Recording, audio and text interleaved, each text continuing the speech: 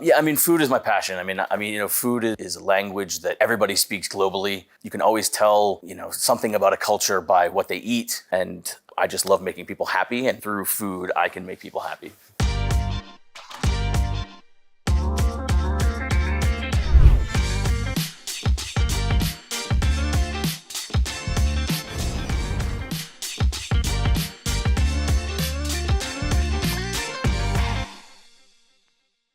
Semmen sen manaha mininer Cliffe mana kampan Rosewood Hospitality Group bi duchnam nasta bi 11 жил Монгол байсан.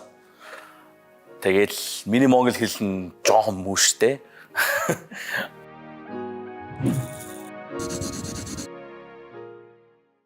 Хамтран бүтээгч Банк.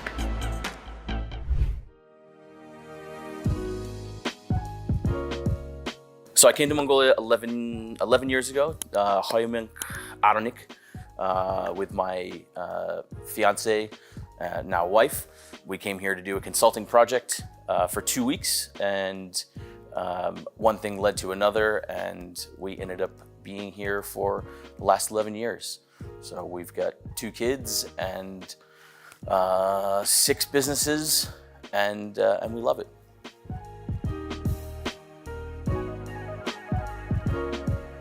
I didn't actually really know that much about Mongolia before I came here. My wife, fiance, was Mongolian, and I was like, "You're from Mongol? Where? Like, I don't know where that. I don't know where that is." When we got here, I was just so impressed about how kind the people were, and how genuine the hospitality of the country was, and I just fell in love with it.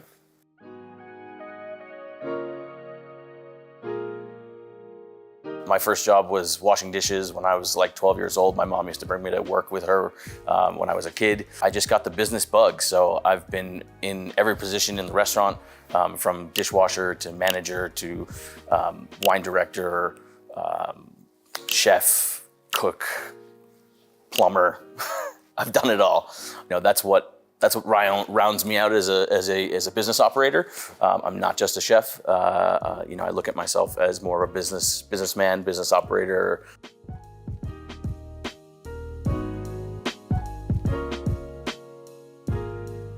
So I bought my first restaurant when I was 22 years old.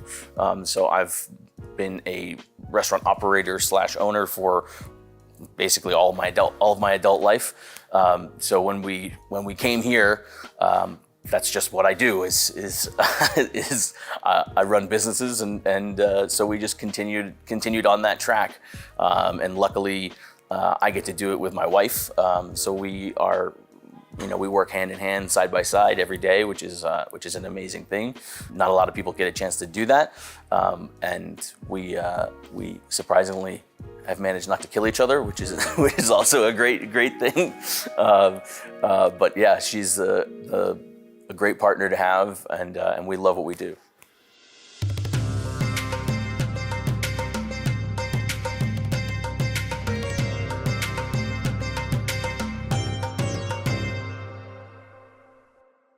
Энэ бол таны үндсэн хэрэгцээг хангахад туслах хамгийн энгийн карт.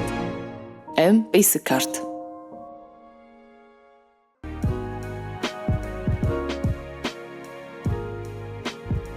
Oh, funny stories, lots of funny stories. Mongolia is, I like to say, wading through waist-deep water with cement boots on. So basically, everything here is a challenge. I didn't know this then when I first moved here, but I know now, your contractor always ends up in the countryside, and nothing ever happens on time like it's supposed to. Everyone's stuck in traffic or something. But that's one of the things that I love about this place, is that the unpredictability has now become predictable, which is something that's really, really great. When we first moved here, we couldn't buy limes, we couldn't buy avocados, we couldn't get fresh basil. We were like flying things in from Korea, $150 a pound for fresh basil because we were opening an Italian restaurant, and I was like, we have to have basil. It was really a big change for me because where I came from, everything was about buy local and, sustainability and, everything we bought from my restaurant back in the States was like within 3-mile radius of our restaurant. And then we moved here and like anything I wanted that wasn't potatoes, carrots, and beta was, I had to bring in from somewhere else. And so that was a big change for me. But the beauty is that over the years, Mongolia really has started to move forward into this direction of buy local. You can get all these ingredients locally grown now. People are growing, beautiful oyster mushrooms. There's organic farms that are growing basil and herbs and nasturtium flowers and like all this beautiful stuff. And that to me is what's so amazing. And we try to use seasonal products as much as possible. Mongolian hatlar, the wild baby leeks that come out in the spring. That's like one of my favorite ingredients, and we tend to put it in other dishes that you wouldn't normally see. Most people are like, oh yeah, it just goes in hoshor or something like that. We like to make a carbonara out of it, and just some different things. We make pesto with it. So really trying to embrace the culture of Mongolia, and cook where you are is really important to us. Энэ бол таны үндсэн хэрэгцээг хангахад туслах хамгийн энгийн карт. Basic card.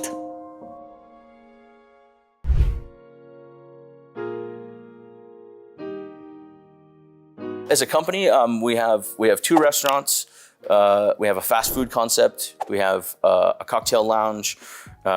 We have a grocery store. We have a whole animal butcher shop. We have a consulting business, and then soon we will have our studio kitchen that we'll be using as well.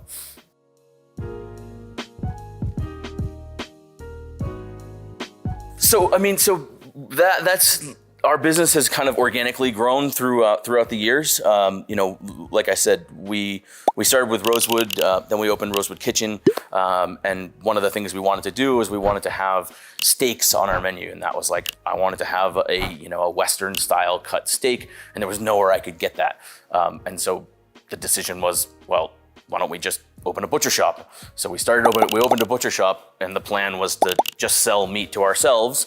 So that we could service our restaurants and have complete control over, what we were actually buying for our restaurants.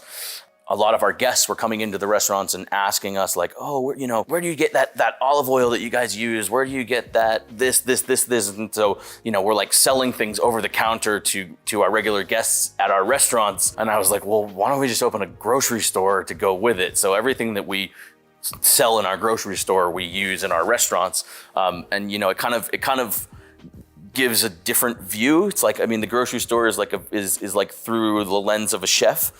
So the way you shop there, the way that the products you'll see there, we have the staples and the regulars, but there's different things there that you wouldn't normally see. And we wanted to design the store in a way that you would come in and be able to like build a meal in your head. So, you walk right into fresh produce and you grab, okay, this is a beautiful tomato that was just grown here. And then you see some pasta and then you start building your meal. And that's kind of how my brain works. And that's how I shop. So we wanted to create that shopping experience for our guests.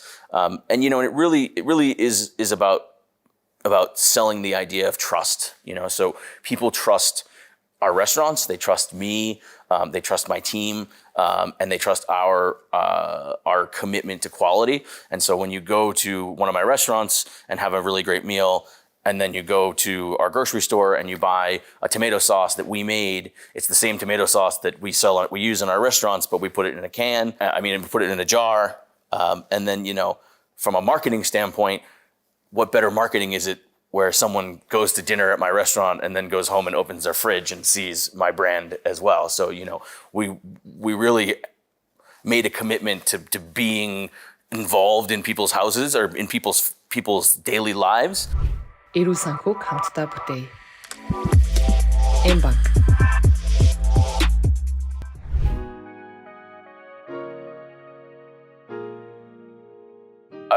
Personal income, I wouldn't say, but my company as a whole, we do about anywhere from 7 to 8 billion a year in top line sales, top line revenue, and usually between 10 and 15% profitability for our business, depending on how inflation is.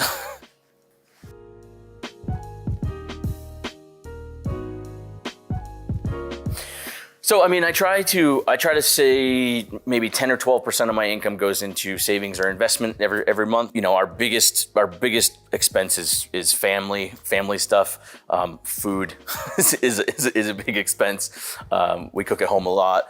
We have 2 kids, like I said. Kindergarten, and we have a nanny. Yeah, that's pretty much it. But we love to travel. That's one of our big things. Not recently, but that's what we tend to spend a lot of our free time and or money on is traveling, just because we like to build experiences.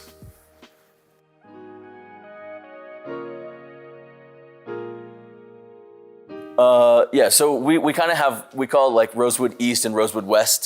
So we have one side of the city by the Russian embassy, Huktunzo. So we've got Rosewood Kitchen, the market, and the butchery are all basically within like a walking distance. And then when we opened La Rosa opened, and then we opened Fat Hen Chicken, which is right behind, and then we opened a cocktail bar, which is also right behind, and then we have an office upstairs, which is going to be a studio kitchen once it's finished. So we're doing content and videos and cooking classes and teaching in both dual language, English and Mongolian. It wasn't really on purpose. It just kind of happened that way, you know, and having things close together, you know, there's a synergy that we've created.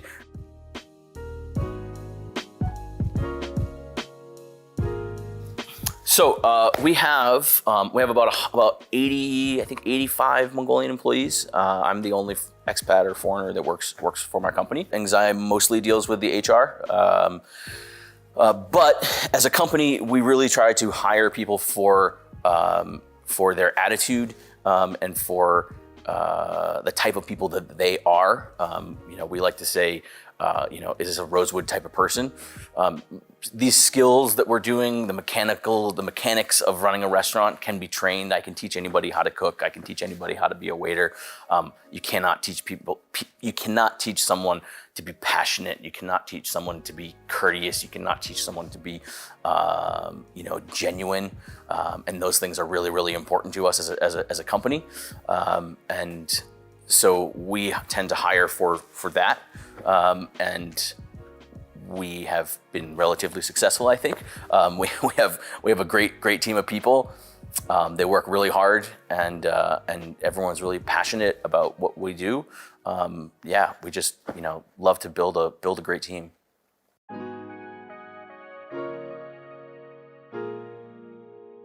We have what's called pre-shift. So we do a pre-shift every day. We do it at Rosewood and at La Rosa. It's about 5 minutes before we open. We get the whole team together. Basically, we just kind of have like a pep to go to get ready for the night, so that everybody is excited. Sometimes we do it in Spanish. Sometimes we do it in Italian at Rosewood. So we do anywhere from 10 to 20 squats. Then we all clap, and then the door opens. And so at La Rosa, it's a little bit different, just because we're only open for dinner. And so we're one of the first restaurants I've seen in Mongolia that actually has a line out the door, which was not expected. I did not think that was going to happen. But yeah, sometimes we'll have 20 or 30 people standing out at the door, and we literally won't open the door until 5:30.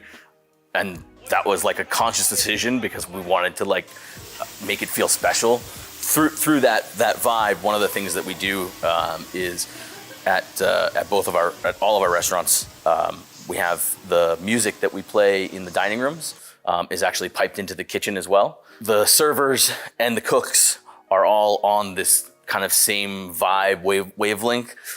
You know, I've worked in restaurants for years where, you know, you're in the dining room and it's like, you know, it's a Friday night and it's cranking and everybody's having a great time, and then you're a waiter and you walk into the kitchen and it's just like quiet and, you know, pots and pans banging. and so we wanted to like try to change that environment so that it was like you had this flow through the night where you were like part of the fun. So the kitchen gets to listen to the same music that the front of house listens to, and it just kind of creates this symbiotic vibe between the back of the house and the front of the house. And that was something that was really important to me, that I wanted to change about our restaurant culture or restaurant culture in general. And so, you know, you'll probably see later, but our kitchens also are very open. So the servers and the cooks are within arm's length of each other. They can talk to each other. It's a very open communication situation.